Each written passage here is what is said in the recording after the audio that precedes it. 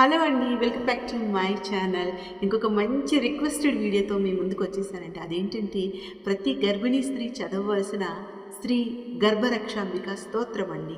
ఈ స్తోత్రాన్ని గర్భిణీ స్త్రీలు చదవటం వల్ల గర్భస్థ శిశువు, అలాగే గర్భంలో ఉన్న శిశువు, అలాగే తల్లి కూడా రక్షణ ఉంటుంది. తల్లికి కూడా ఎటువంటి దోషాలున్నా పోతాయి. గర్భస్థ శిశువు ఆరోగ్యం కోసం, అలాగే సుఖ ప్రసవం కోసం ఈ మంత్రాన్ని చదివితే చాలా మంచిదండి. అయితే ఇప్పుడు నేను ఈ వీడియోలో పద విభజన అంటే ఆ మంత్రాన్ని చాలా స్లోగా చదువుతానండి. నేను మీకు ఎవరికైనా చదవడం రాకపోతే నా మంత్రాలు వింటూ మీరు కూడా చదవచ్చు అనమాట.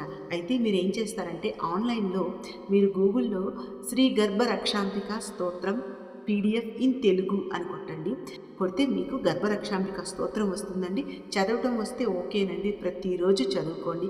ఒకవేళ ఎవరికైనా చదవడం రాకపోతే ఇప్పుడు నేను ఈ వీడియోలో చాలా నెమ్మదిగా స్తోత్రాలు చదువుతూ ఉంటానండి. మీరు అవి చూస్తూ మీ మంత్రాలను అయితే మీరు చదువుకోండి.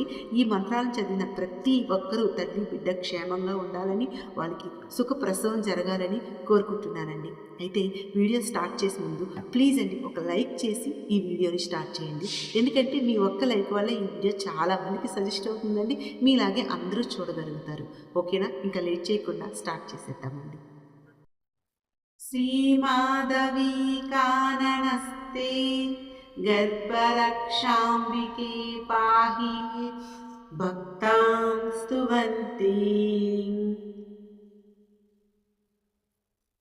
వాపీతటే వామభాగే వామదేవस्य దేవस्य దేవీ స్థితా త్వం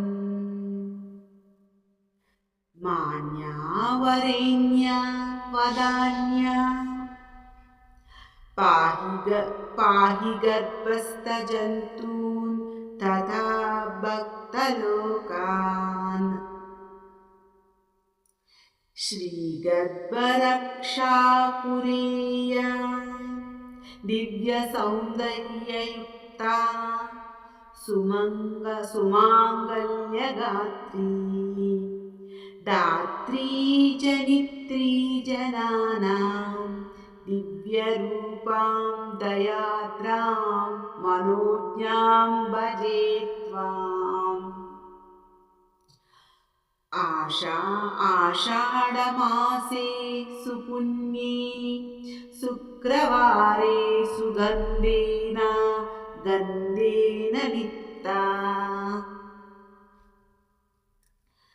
దివ్యాంబరా కల్పవేష వాజపేయాదియాగస్తా భక్తైః సుదృష్టా కళ్యాణదాత్రీ నమస్యే వేదికాఢ్యస్త్రియా గర్భ రక్షాకరీం త్వాం బాలైః సదా సేవితాంగ్రీం గర్భరక్షార్థం మారాదు పేతైరుపేతాం.